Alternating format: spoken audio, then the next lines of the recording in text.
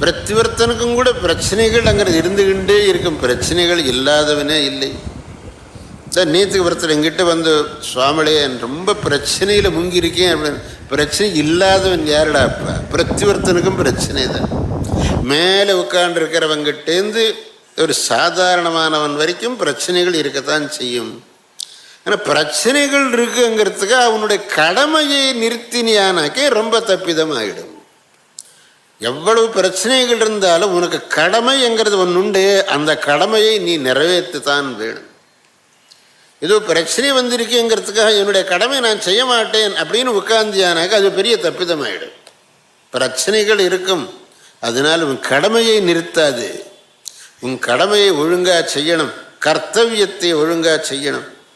ஆனால் அதோட நீ பகவானை பிரார்த்தனை செய். உன்னுடைய கர்த்தவியத்தையும் செய்து பகவானையும் பிரார்த்திக்கணும். அதுக்கு தான் பகவான் அர்ஜுனனுக்கு சொல்கிற போது, தஸ்மாத் சர்வேஷு காலேஷு மாம் அனுஸ்மர யுத்தியச்ச, 2 வார்த்தை சொன்னார். பகவானையும் நினைச்சுக்கோ, யுத்தியான உன் கடமையையும் செய்.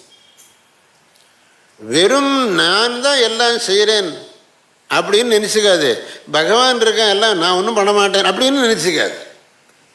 பகவான் இருக்கான் நான் பண்ண மாட்டேன்னாலும் சரியில்லை. எல்லாம் நான் தான் செய்வேன், பகவானது என்ன இருக்குது அப்படின்னு நினைக்கிறதும் சரியில்லை.